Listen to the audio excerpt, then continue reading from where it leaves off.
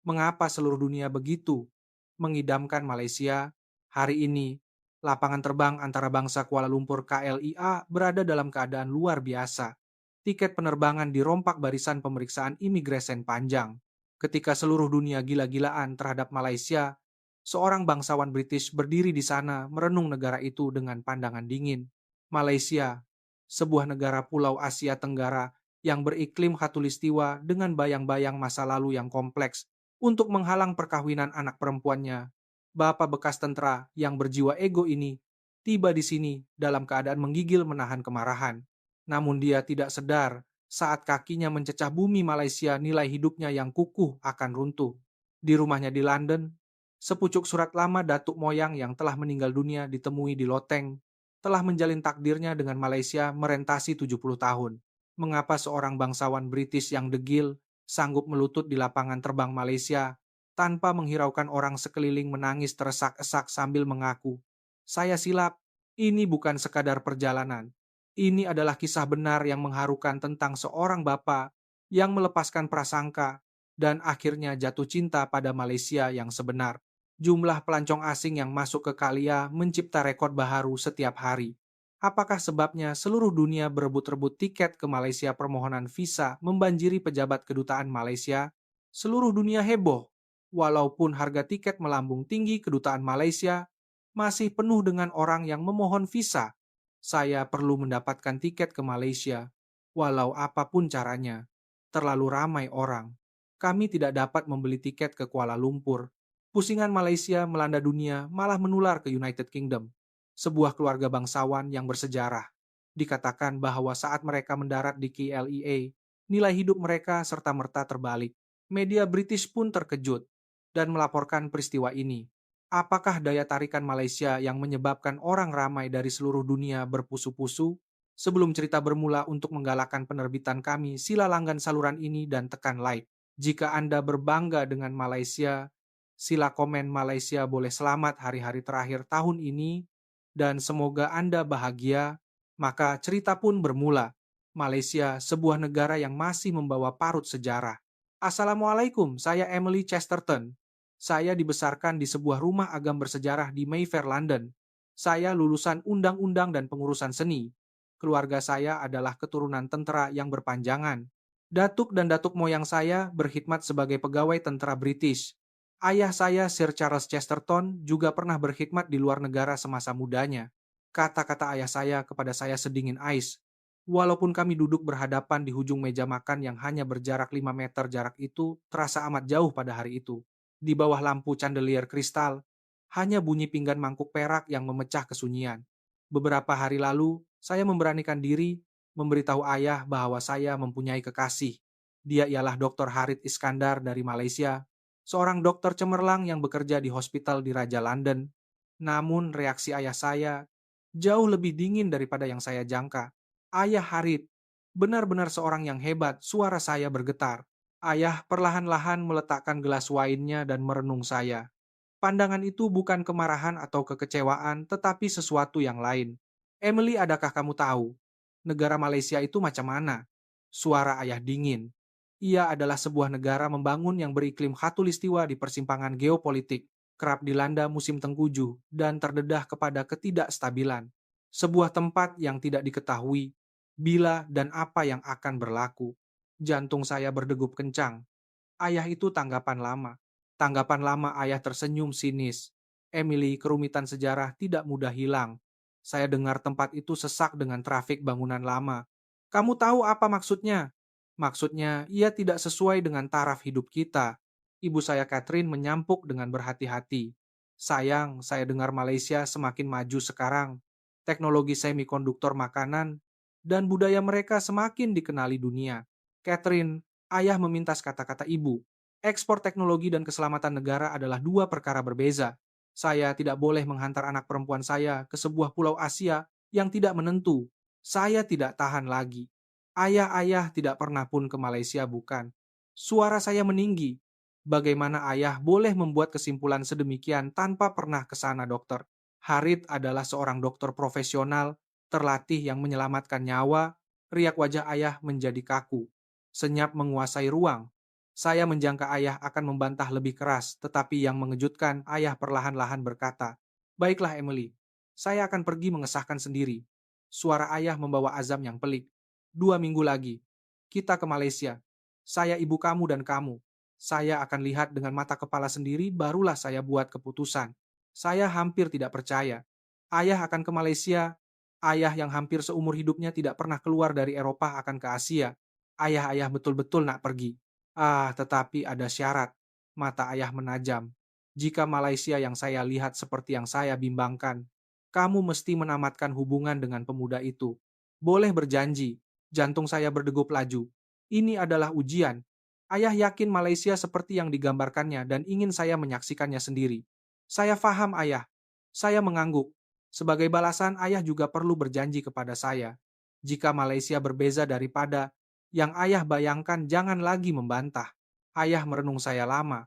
Perlahan-lahan dia mengangguk. Saya janji. Malam itu saya tidak dapat tidur. Memandang pemandangan malam London di luar tingkap, saya berpikir, adakah saya benar-benar boleh mengubah pikiran ayah? Adakah saya boleh memecahkan prasangka bahwa Malaysia adalah tempat yang huru-hara dan mundur? Tetapi saya yakin, Malaysia yang ditunjukkan oleh dokter Harit pasti berbeza daripada yang ayah bayangkan. Beberapa hari kemudian, apabila saya memberitahu dokter Harit, berita ini reaksinya tidak dapat saya lupakan. "Emily, jangan risau," Harit tersenyum lembut. "Saya akan tunjukkan kepada bapak kamu Malaysia yang sebenar. Bukan prasangka tetapi realiti yang penuh kemanusiaan dan muhibbah." Kata-kata itu sedikit melegakan saya, tetapi pada masa yang sama saya berasa cemas. 2 minggu berlalu dengan pantas. Hari keberangkatan tiba. Dalam kereta menuju ke lapangan terbang, Heathrow, ayah terus berdiam diri. Ibu memandang saya dengan bimbang. Saya memandang keluar tingkap berpikir bahwa perjalanan ini akan mengubah hidup saya. Sebenarnya malam sebelum berlepas saya secara tidak sengaja menyaksikan pemandangan yang pelik. Sekitar jam 2 pagi saya turun ke bawah untuk minum air kerana dahaga.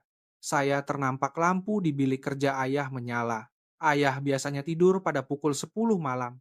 Pada masa ini berada di bilik kerja adalah sangat luar biasa. Saya perlahan-lahan mendekati bilik kerja. Pintu terkuak sedikit. Ayah duduk di meja kerjanya. Meja itu dipenuhi dengan bahan bacaan. Saya terkejut.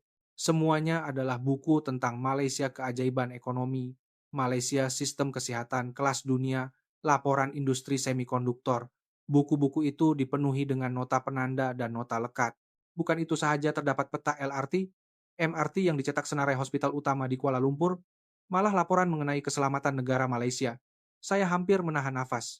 Apa yang berlaku? Bukankah ayah menentang Malaysia? Mengapa dia menyediakan begitu banyak maklumat?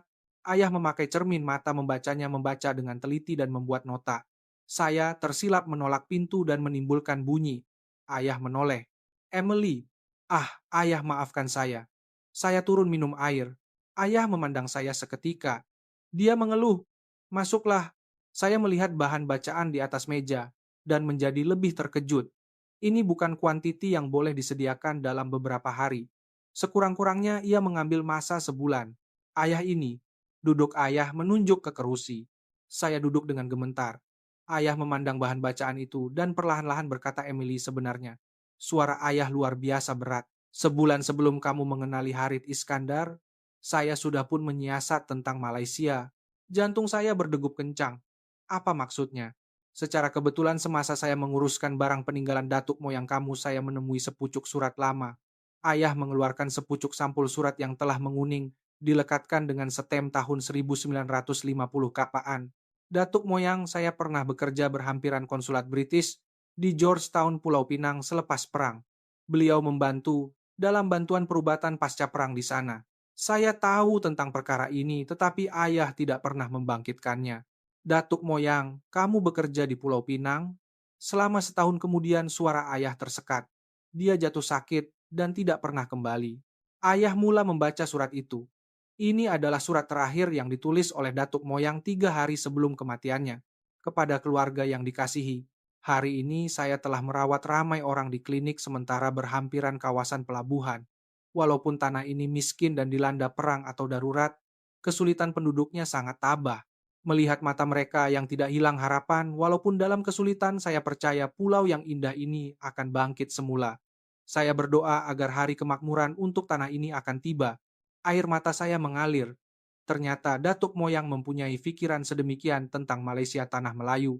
Apabila saya dengar kamu bercinta dengan dokter Malaysia, pada mulanya saya sangat menentang kata ayah sambil meletakkan surat itu.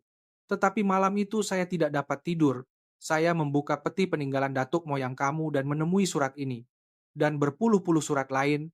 Selepas membacanya saya sedar, saya tidak tahu langsung bagaimana tempat yang datuk moyang kamu hadapi dengan mempertaruhkan nyawanya itu telah berubah menjadi apa sekarang. Pandangan ayah menjadi rumit, jadi saya mulai menyiasat pertumbuhan ekonomi Malaysia, sistem perubatan keselamatan sosial, dan warisan budaya. Semakin saya selidik, semakin saya terkejut. Dia menunjuk ke bahan bacaan. Dari masyarakat pertanian menjadi pusat teknologi terkemuka dunia, teknologi perubatan yang terkemuka di Asia Tenggara, dan masyarakat yang paling aman serta stabil di rantau ini. Jadi mengapa ayah menentang? Saya bertanya. Ayah teragak-agak seketika. Sejujurnya Emily, saya mahu menguji pilihan kamu. Jika kamu masih memilih Harit, walaupun saya menentang itu, membuktikan keikhlasan kamu. Dan saya juga mahu melihat Malaysia dengan mata kepala sendiri. Saya mahu mengesahkan sama ada pulau yang dipercayai oleh datuk moyang kamu itu benar-benar telah bangkit. Saya terdiam. Ternyata ayah sudah lama merancang untuk melawat Malaysia. Penentangan hanyalah penyamaran. Maafkan saya, Emily. Ayah memegang tangan saya. Tetapi saya rasa ini adalah cara terbaik. Esok kita ke Malaysia. Saya akan menilai secara adil, sama ada hasrat datuk moyang kamu sia-sia, sama ada tempat itu benar-benar berkembang dengan aman. Dan sama ada Harit Iskandar, benar-benar layak untuk kamu.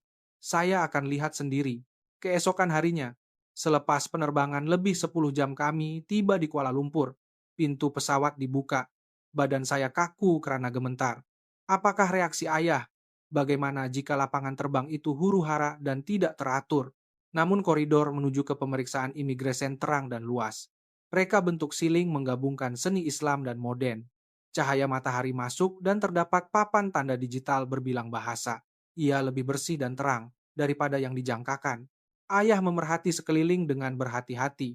Apabila kami sampai di balai ketibaan, ia sesak dengan orang ramai. Pelancong dari seluruh dunia memenuhi balai. Ini terlalu huru-hara, Emily. Tepat ketika ayah ingin berkata demikian, suara yang dikenali datang. Emily, Harit Iskandar. Dia memakai kemeja yang kemas dan seluar jin tersenyum lebar. Selamat datang ke Malaysia. Susah payah datang Pak Cik Mak Cik. Dia menyambut ayah dan ibu dengan sopan. Ayah hanya mengangguk tanpa ekspresi. Sila ikut saya. Lebih cepat guna sistem pelepasan otomatik. Autogate Harit membawa kami ke gerbang bertulis E-Gate. Imbasan paspor dan pengecaman wajah hanya mengambil masa 10 saat. Gerbang terbuka. Cepatnya ibu terkejut. Apabila tiba giliran, ayah saya melihat riak wajahnya. Dia juga berjaya melepasi dengan lancar. Memang cekap ayah bergumam, tetapi nadanya sedikit mengiyakan. Lapangan terbang ini mempunyai kapasiti yang besar, dan baru-baru ini jumlah pelancong meningkat mendadak. Tetapi, terima kasih kepada sistem pintar ini, masa menunggu dapat dikurangkan dengan banyak jelas Harit. Kecekapan sebegini, ayah kelihatan terkejut. Heathrow pun sukar untuk mencapai tahap pengurusan ini. Ya, perkhidmatan lapangan terbang Malaysia sentiasa berada di kedudukan teratas di dunia, kata Harit. Selepas mengambil bagasi dan keluar dari balai ketibaan, kawasan luar lapangan terbang luas, modern, dan tersusun. Walaupun ramai orang, tiada sesiapa yang menjerit atau memotong barisan. Harit menunjuk ke papan tanda KLIA Express. Kereta api ekspres lapangan terbang menghubungkan ke bandar. Ia sangat menepati masa. Menepati masa ayah menunjukkan minat. Di dalam KLIA Express menuju ke bandar, saya melihat keluar tingkap. Dari kawasan sekitar lapangan terbang, pemandangan beransur-ansur berubah menjadi bangunan tinggi Pangsapuri dan Bukit Bukau yang menghijau. 35 menit kemudian, menara berkembar Petronas KLCC muncul. Struktur ikonik itu menjulang tinggi di bandar. Itu Kuala Lumpur. Saya bertanya dengan terkejut. Ya, itu adalah salah satu menara berkembar tertinggi di dunia, jelas Harit. Ayah merenung keluar tingkap. Pemandangan di hadapannya lebih bersemangat daripada The City of London. Itu Sungai Klang, kata Harit sambil menunjuk ke sungai yang lebar. Selepas perang, kawasan ini merupakan nadi pengangkutan bekalan Saya pernah dengar ayah berkata perlahan, "Ya, 70 tahun yang lalu di sini sangat suka. Kini ia menjadi tempat yang dikunjungi pelancong dari seluruh dunia. Apabila kami tiba di KL Sentral, kami semua sedikit berubah. Tanggapan pertama melebihi jangkaan. Dalam perjalanan ke hotel, walaupun larut malam, Kuala Lumpur masih terang benderang. Kedai serbaneka ada di mana-mana penuh dengan kehidupan.